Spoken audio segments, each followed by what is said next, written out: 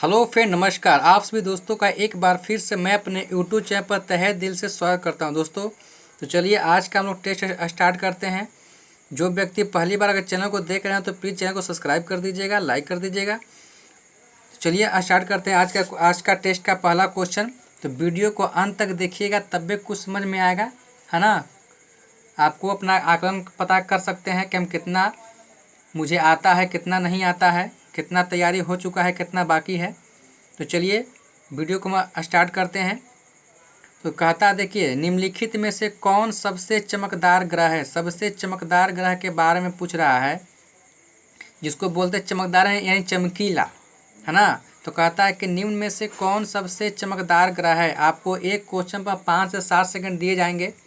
उतना में आपको विकल्प को पढ़ के अपना टिक करना है अपने पेन से पेज पर, और लास्ट में मिलाना है कि कितना सही मारे हैं, कितना गलती मारे हैं, ताकि आपको पता चल सके कि मुझे तैयारी और करने की आवश्यकता है कि अभी मेरा हो गया। तो कहता है कि निम्नलिखित में से कौन सबसे चमकदार ग्रह है। तो इसका सही जवाब क्या होगा बताइए। मरकरी है कि शुक्र है कि नेपच्यून है कि मार्स है। मार्स माने मंगल, कौन है। तो इसका सही जवाब आपको जाएगा ऑप्शन नंबर बी, शुक्र, जिसको बोलते हैं वीनस। चलिए आते हैं अगला क्वेश्चन देखा जाए। चलिए फिलहाल देखिए अगला क्वेश्चन आपको विकल्प दिया जा रहा है। पहले क्वेश्चन को समझ लेते हैं। सबसे अधिक तेज कक्षीय गति वाला ग्रह कौन है ना। सबसे अधिक तेज कक्षीय गति वाला ग्रह जो अपने कक्ष में सबसे तेज चलता है। तो आइए विकल्प को देखा जाए।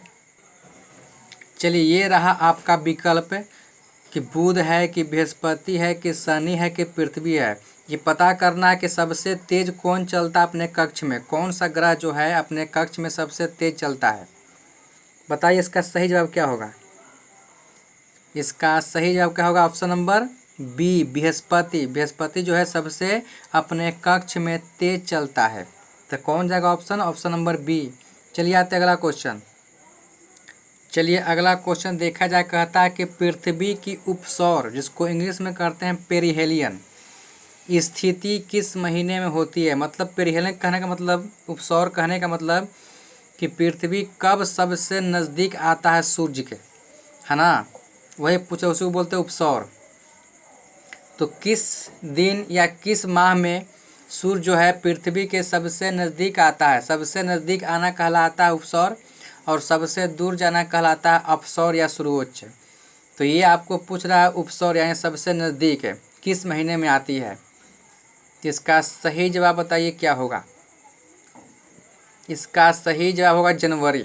जनवरी में क्या करता है कि पृथ्वी जो है सूर्य के काफ़ी नज़दीक आता है, मतलब सबसे नज़दीक आता है, तो जनवरी में आता है। और अगर तारीख पूछे तो बोलेंगे 3 जनवरी को, है ना। 3 जनवरी को जो है सूर्य क्या होता है पृथ्वी के काफ़ी नज़दीक है, सबसे नज़दीक आता है, जिसे उपसौर कहते हैं या पेरिहेलियन कहते हैं।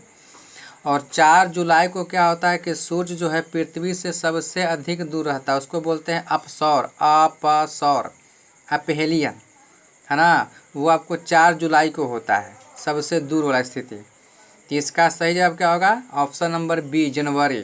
तो के जनवरी 3 जनवरी। चलिए आगे आता है अगला क्वेश्चन। चलिए अगला क्वेश्चन कहता है कि किस ग्रह पर सूर्य जो है पश्चिम में उगता है। आपको मालूम है कि पृथ्वी पर उगता है सूर्य, कहाँ उगता है, किस तरफ उगता है, पूरब में उगता है। क्योंकि सूर्य जो है पृथ्वी जो है पश्चिम से पूरब की ओर घूमता है, इसलिए पृथ्वी पर सूर्य क्या होता है, पूरब में उगता है। तो ये कहता है किस ग्रह पर सूर्य पश्चिम में उगता है। तो देखिए 8 गो ग्रह है, जिसमें 6 गो ग्रह घूमता है पश्चिम से पूरब, और 2 गो घूमता है पूरब से पश्चिम। तो जो पश्चिम से पूरब घूमता है उस पर सूर्य आपको पूरब में उगता है, और जो अगर पूरब से पश्चिम घूमता है उस पर सूर्य क्या होता है, पश्चिम में उगता है। तो वैसे आपको 2 ग्रह हैं जो आपको पूरब से पश्चिम की ओर घूमता है ना। तो जाहिर सी बात है कि जब पूरब से पश्चिम की ओर घूमेगा तो सूर्य उस पर क्या होगा, पश्चिम आपको उगेगा। तो वही कह रहा है कि सूर्य जो है किस ग्रह पर पश्चिम में उगता है। तो वैसा आपको 2 ग्रह है, एक आपको क्या है, शुक्र ग्रह है, और एक अरुण ग्रह है जिसको बोलते हैं यूरेनस है।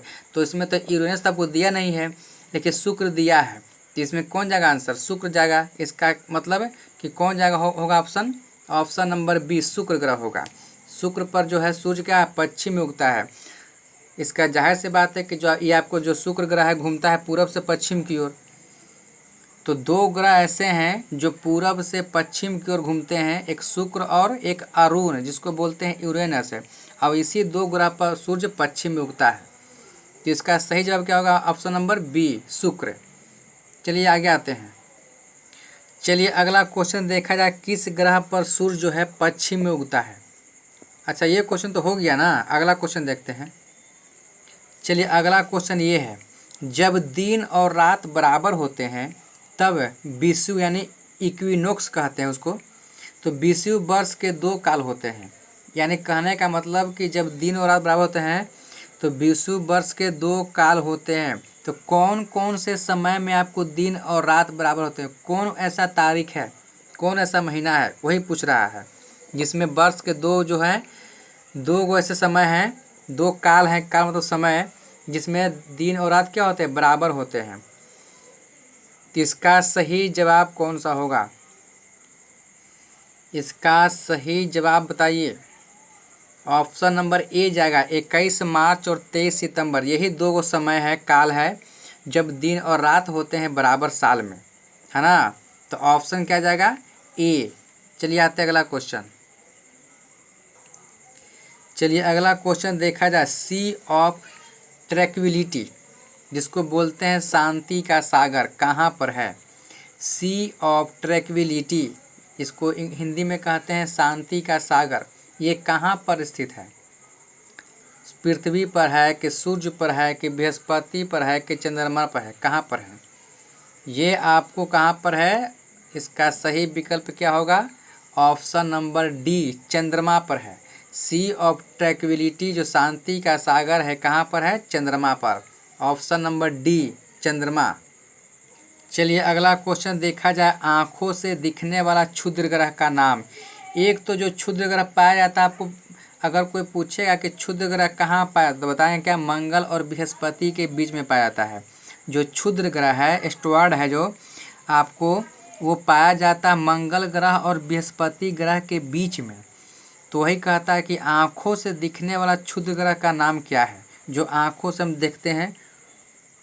बताइए इसका कौन सा होगा ऑप्शन? ऑप्शन नंबर क्या होगा? इसका सही जवाब होगा ऑप्शन नंबर बी चारवेष्टा। चारवेष्टा ऐसा क्षुद्र ग्रह है जिसको आँखों से देखा जा सकता है। चलिए आगे आते हैं। चलिए अगला क्वेश्चन देखा जाए, सौर मंडल में किस ग्रह का द्रव्यमान एवं घनत्व पृथ्वी के समान है? सौर मंडल में किस ग्रह का द्रव्यमान एवं घनत्व पृथ्वी के समान मतलब बराबर है? मंगल का है कि शुक्र का है कि बुध का है कि बृहस्पति का है? बताइए फटाक से। इसका सही जवाब होगा शुक्र, है ना। सौर मंडल में शुक्र ग्रह का द्रव्यमान और घनत्व क्या है? पृथ्वी के समान है। इसलिए तो हम शुक्र को कहते हैं पृथ्वी के बहन या भगनी, है ना। तो ऑप्शन क्या होगा? ऑप्शन नंबर बी शुक्र। चलिए अगला क्वेश्चन देखा जाए, राशियों की कुल संख्या है, राशियों की कुल संख्या कितना है? बताइए 10 है कि 12 है कि 13 है कि 11 है? ये तो बता देगा बच्चा भी। राशियों की कुल संख्या कितना है बाबू? ऑप्शन नंबर बी 12 है। Option number B 12। चलिए अगला क्वेश्चन देखा जाए कि दो ग्रह जिनके पास उपग्रह नहीं है, दो ही एक ऐसे 8 गो ग्रह में से दो ही ऐसे ग्रह हैं जिसका उपग्रह नहीं है। उपग्रह कहने का मतलब कि है ना, जैसे कि चंद्रमा क्या है? पृथ्वी का एक उपग्रह है ना। तो वैसे ही कहता है कि दो ग्रह कौन से ऐसे हैं जिनके पास उपग्रह नहीं है? ग्रह जो घूमते हैं सूर्य के चारों चक्कर लगाते हैं, और जो उपग्रह होते हैं वो ग्रह के चारों चक्कर लगाते हैं। जैसे चंद्रमा जो है पृथ्वी के चक्कर लगाता है, तो जो पृथ्वी के चक्कर लगाता है तो समझिए कि चंद्रमा क्या है? उसका उपग्रह है। तो कहता है कि दो ग्रह जिनके पास उपग्रह नहीं है, कौन कौन से ऐसे दो ग्रह हैं जिनके पास अपना उपग्रह नहीं है? तो ऑप्शन क्या होगा? ऑप्शन नंबर बी बुध और शुक्र। बुध और शुक्र जो ऐसे ग्रह हैं जिनका अपना कोई उपग्रह नहीं है। तो क्या आ जाएगा इसका आंसर? ऑप्शन नंबर बी, बुध और शुक्र। चलिए अगला क्वेश्चन देखा जाए। सौर मंडल का सर्वाधिक गर्म ग्रह है। सौर मंडल का सर्वाधिक गर्म ग्रह कौन है? बताइए। सौर मंडल का सर्वाधिक गर्म ग्रह कौन है? इसका सही जवाब होगा ऑप्शन नंबर बी, शुक्र। शुक्र क्या है? सौर मंडल का सबसे सर्वाधिक गर्म ग्रह है। तो कौन जाएगा इसका आंसर? ऑप्शन नंबर बी, शुक्र। चलिए अगला क्वेश्चन देखा जाए। कौन सा ग्रह सौर मंडल का सबसे दूर का ग्रह है? सबसे दूर है ना। सबसे दूर ग्रह कौन है? पहले तो था प्लूटो, जो प्लूटो क्या हो गया? खत्म हो गया, क्योंकि प्लूटो का ग्रह का खत्म हो गया ग्रह, और प्लूटो का हो गया बौने ग्रह में काउंट आपको होता है। लेकिन ये कहता है कि सबसे दूर ग्रह है प्लूटो के बाद, क्योंकि प्लूटो का ग्रह का था अस्तित्व खत्म हो गया है ना। तो अब उसके बाद कौन आ गया? जब उसका खत्म हो गया तब वर्तमान में कौन है जो सबसे दूर ग्रह है?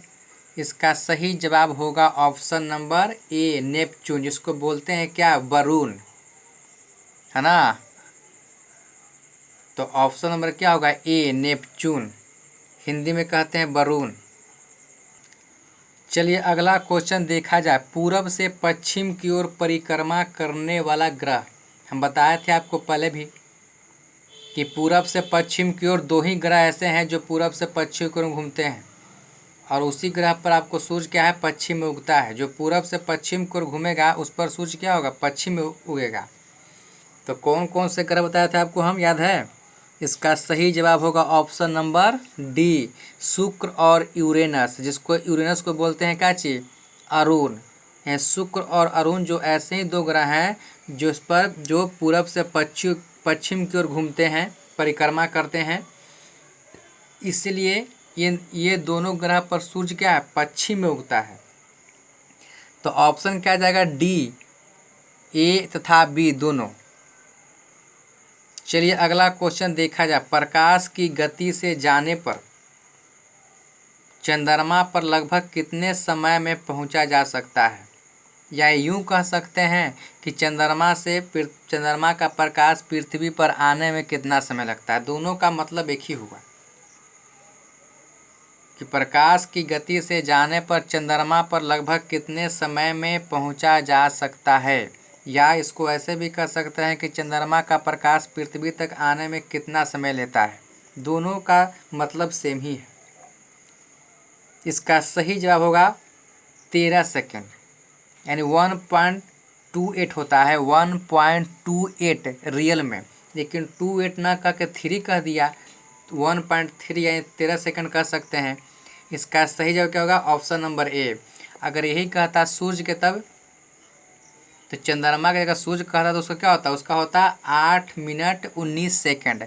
तो आपको कभी कभी 20 सेकंड भी लिखता है, या टोटल जोड़िएगा तो आपको 500 सेकंड कह देगा, वैसे ना कह के 8 मिनट 19 सेकंड या 20 सेकंड लिखता है। रियल में होता है 19 सेकंड, लेकिन अगर 20 सेकंड में लिख दे तो कोई हर्जा नहीं है। और इसी को आपको पूरा सेकंड में बदल देगा तो उसको 500 सेकंड कहते हैं, या फिर 499 सेकंड है ना। तो 499 को 500 बोल सकते हैं। तो इसका सही जवाब क्या होगा? Option number A, 13 second. चलिए अगला क्वेश्चन देखा जाए। पल्सर होता है एक, आप जानते हैं कि जो पल्सर होता है सबसे तेजी घूमने वाला होता है। तो कहता है कि पल्सर होता है, क्या होता है? पल्सर होता है एक। इसका सही जवाब होगा ऑप्शन नंबर सी, न्यूट्रॉन तारा। Option number C. चलिए अगला क्वेश्चन देखा जाए। कहता है कि एक नदी में चलता हुआ जहाज समुद्र में आता है तब जहाज क्या होता है? एक नदी में चलता हुआ जहाज समुद्र में आता है तब जहाज डैश। बताइए चारों ऑप्शन में कौन सा सही होगा? इसका सही जवाब होगा ऑप्शन नंबर बी, थोड़ा ऊपर उठ जाएगा या ऊपर आएगा। जैसे ही नदी में से चलते चलते जहाज समुद्र में आ जाता है तो क्या होता है, थोड़ा सा ऊपर उठ जाता है। इसका सही जवाब क्या होगा, ऑप्शन नंबर बी, थोड़ा ऊपर आएगा। चलिए अगला क्वेश्चन देखते हैं। चलिए अगला क्वेश्चन पर ध्यान दिया जाए। हवाई जहाज से यात्रा करते समय पेन से स्याही निकलने लगती है। हवाई जहाज से यात्रा करते समय पेन से स्याही निकलने लगती है। इसका सही जवाब क्यों निकलता है, बताइए। इसका सही जवाब होगा क्या, कि हवाई जहाज जब यात्रा करते हैं उस समय पेन से क्या होता है, स्याही निकलने लगता है, अगर पेन लेके जाते हैं तब। इसका कारण क्या है, इसका कारण है कि वायु दाब में कमी हो जाता है। क्योंकि ऊपर जाने में क्या होता है, वायु दाब में कमी होता है ना। तो इसका सही जवाब क्या होगा, ऑप्शन नंबर ए, वायु दाब में कमी के कारण। चलिए अगला क्वेश्चन देखा जाए। बर्फ के दो टुकड़ों को आपस में दबाने पर टुकड़े आपस में चिपक जाते हैं, क्योंकि इसका कारण क्या है दोस्तों, कि बर्फ के दो टुकड़ों को आपस में दबाते हैं तो टुकड़े क्या है, आपस में चिपक जाते हैं। इसका कारण क्या है, क्योंकि। इसका जवाब बताइए। इसको आपको देते हैं 10 सेकंड, बताइए इसका सही जवाब कौन सा होगा। चलिए बताते हैं हम। दाब अधिक होने से बर्फ का गलनांक क्या होता है, घट जाता है। इसका सही जवाब होगा ऑप्शन नंबर ए, कि दाब अधिक होने से बर्फ का गलनांक क्या है, घट जाता है। तो कौन होगा, ऑप्शन नंबर ए। चलिए अगला क्वेश्चन देखा जाए। ऊंचाई की जगहों पर पानी जो है 100 डिग्री सेंटीग्रेड के नीचे के तापमान पर उबलता है, क्योंकि मैंने ऐसे पानी उबलता है 100 डिग्री सी पर, लेकिन जब ऊंचाई पर जाते हैं ना तो 100 डिग्री के नीचे तापमान उबलता है। क्यों, क्योंकि बस उसका कारण एक ही है कि वायुमंडलीय दाब क्या होता है, कम हो जाता है। क्योंकि ऊपर बढ़ने पर क्या होता है, वायुमंडल दाब में कमी आता है। तो इसका सही जवाब क्या होगा, ऑप्शन नंबर ए, कि वायुमंडलीय दाब कम हो जाता है, अतः उबलने का जो बिंदु है वो नीचे आ जाता है। जो 100 पर उबलता था अब आपको 100 से नीचे पर उबलेगा। क्यों, क्योंकि ऊपर बढ़ने पर वायुमंडलीय दाब क्या होता है, कम हो जाता है। तो इसका सही कारण क्या है, ऑप्शन नंबर ए। चलिए अगला क्वेश्चन देखा जाए। प्रेशर कुकर में जो सब्जियां हैं, सब्जियां का कुछ भी कहिए, सब्जी कहिए, दाल कहिए, कहता है कि प्रेशर कुकर में सब्जियां जल्दी पकाई जा सकती है। क्योंकि प्रेशर कुकर में मान लें कि बना रहे हैं हंडिया बर्तन में, तो हंडिया बर्तन के अपेक्षा प्रेशर कुकर में क्या होता है, जल्दी खाना बनता है। क्यों, तो यहाँ पर सब्जी की बात कर रहा है कि सब्जियां जल्दी पकाई जा सकती है, क्योंकि। बताइए। इसका सही आंसर होगा ऑप्शन नंबर बी, दाब बढ़ जाने से क्वथनांक क्या होता है, बढ़ जाता है ना। और आपको अंदर का प्रेशर क्या है, बढ़ा देता है। तो दाब बढ़ जाने से क्वथनांक बढ़ जाता है, इसीलिए प्रेशर कुकर में सब्जियां जल्दी पकाई जा सकती है। इसका सही जवाब क्या होगा, ऑप्शन नंबर बी। चलिए भाई साहब अगला क्वेश्चन देखा जाए। कहता है कि हाइड्रोजन से भरा रबर का गुब्बारा वायु से ऊपर जाकर फट जाता है ना। क्योंकि क्या फट जाता है जी, अगर हाइड्रोजन से भरा रबर का गुब्बारा अगर वायु से ऊपर जाकर फट जाता है, क्यों। हवा बैलून में आप हाइड्रोजन गैस भर दीजिएगा और उसको छोड़ दीजिएगा, वो उड़ के अपने आप और बहुत ऊपर जाके गायब हो जाता है। क्या होता है, फट जाता है वो। क्यों ऐसा होता है, इसका सही जवाब क्या है। इसका सही जवाब है कि वायु दाब घट जाता है। जैसे ही अगर ऊपर कोई जा रहा है तो उसका सिर्फ एक ही कारण है कि वायु दाब घट जाता है, नीचे जाने पर बढ़ता है और ऊपर जाने पर घटता है। और जब आपको घट जाता है तो फट जाता है। तो इसका सही जवाब क्या होगा, ऑप्शन नंबर डी। चलिए अगला क्वेश्चन देख लिया जाए। लोलक घड़ियाँ जो है ना, गर्मियों में क्यों सुस्त हो जाती है। लोलक घड़ियाँ गर्मियों में क्यों सुस्त हो जाती है, बताइए।